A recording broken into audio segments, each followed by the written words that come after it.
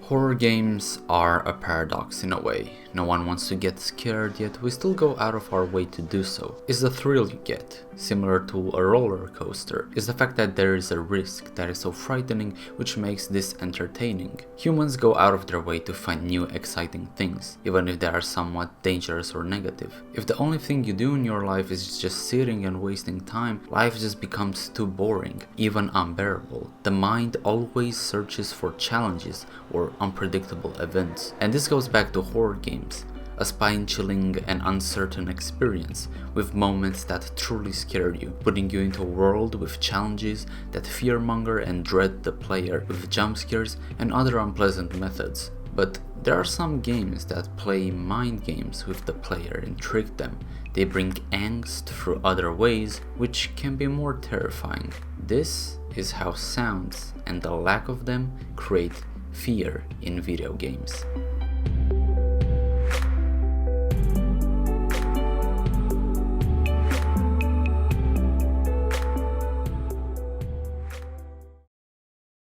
Jump scares have always been in horror, varying from movies to games and so on. Over time, it has become very predictable and bland. And while I do agree it's an easy way to get a decent scare of somebody, including me, I mean, if you just add any image with a loud noise over it, it'll surely scare me. But that won't make the movie or game or whatever to be classified as good horror. Horror can be inserted in so many different ways, and playing with someone's mind is way more terrifying than your average jump scare. Today I'll be talking about two small games where true fear appears in unexpected ways.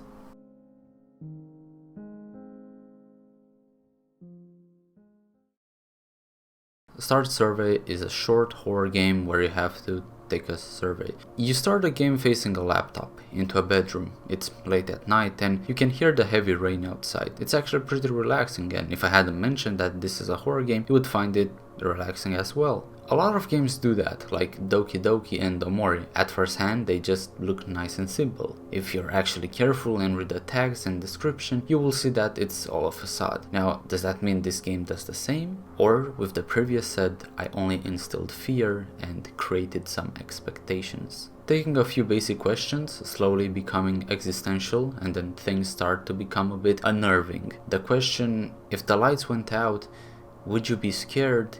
Creates this sudden flight or fight instinct, where you can predict the possibility of something happening, but you're not sure since all recent questions have been somewhat odd. Answering either way will shut the lights off. Sight is one of the significant senses that humans have. Once it's taken away, the mind is left with overthinking, panicking, and trying to rationalize any upcoming situations.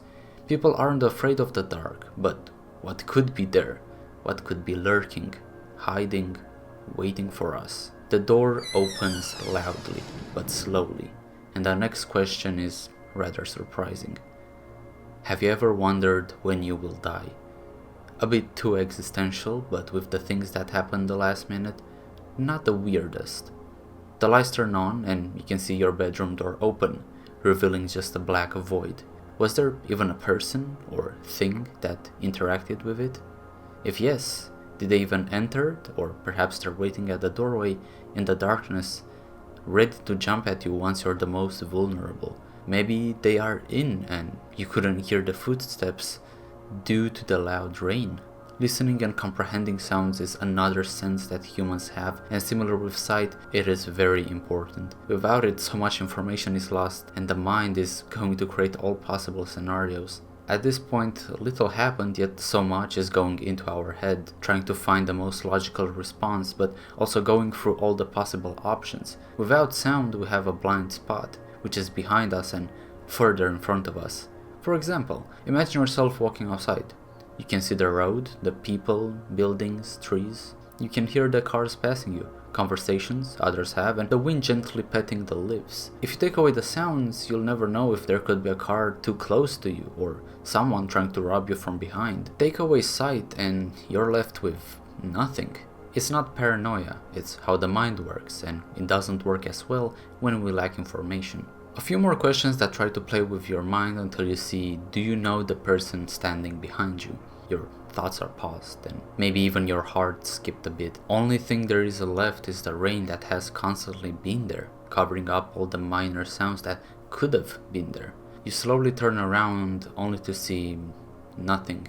You get back to your laptop and there was something. And it only made a sound after it left.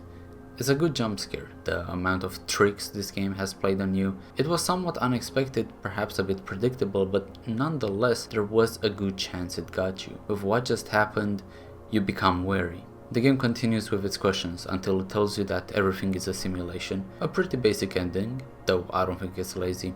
I like that the game is short and straight to the point.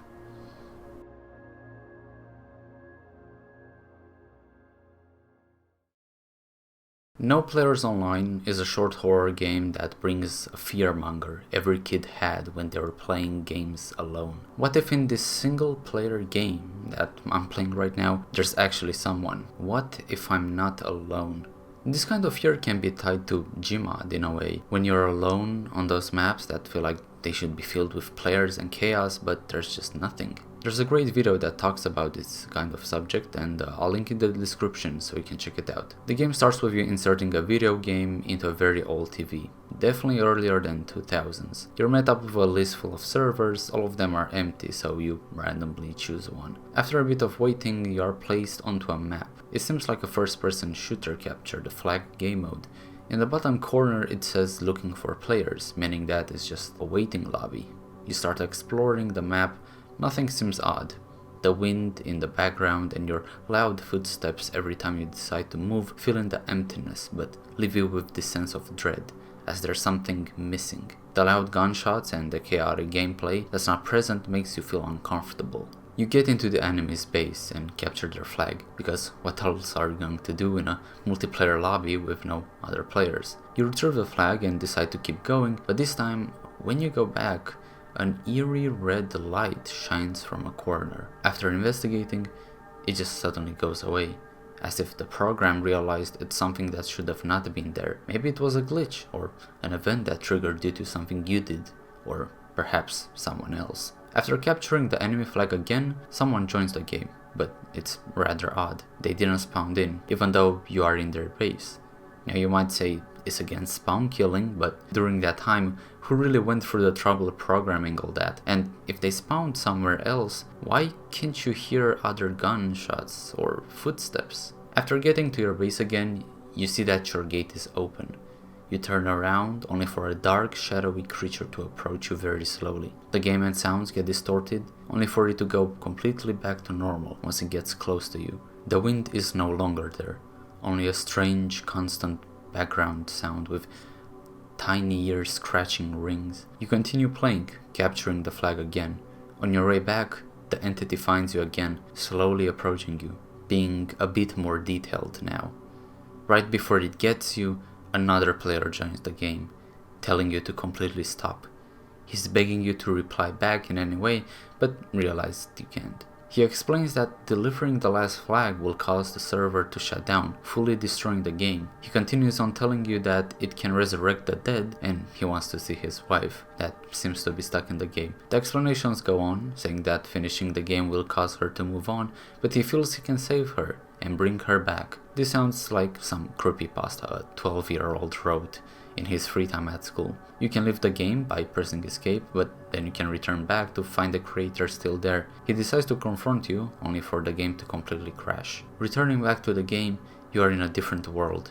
You seem to be going on a walk with your dog, but the leash is stretching for too long, making this a weary experience. It's pretty relaxing though, a background music that fits in, almost keeping you company, until you reach a deck. The only sounds are your footsteps. The abrupt change puts you on your toes, only to find a tape. The game crashes, only to open again, playing random scenes with a subtle message. You open back the game. This time you enter an official server. You're able to fall through the map and no-clip, only to find yourself in a lab with a computer. The wind is present this time, but it's suffocated by the loud noises the computer produces. Entering the pod next to it will send you to a loading screen that sends you back to the server list. I don't know the true meaning of this ending, but it's not what we're here for, though there are already some great videos going into the depths of it. If you deliver the flag, the screen goes to white, releasing the ghost. The server crashes and you're met back to the list. If you play the game yourself, you notice how in the beginning there was a peaceful wind in the background, only for it to become some eerie melody telling you something isn't right. We are so immersed in the game that we don't even realize, and it's these small tricks that play with our minds. At the end of the game, that's how sounds are. They're information that we need to fill in the gaps. When the entity entered the game, the fact that no sounds were created by it already made you ask yourself questions. I love how games that do this, playing mind tricks and scaring the player not with mediocre jump scares, but with other tools and methods that aren't expected. More games need to do this and spice things up. Sounds are so important and can be used in unique ways, giving a memorable experience to the player. Thanks for watching.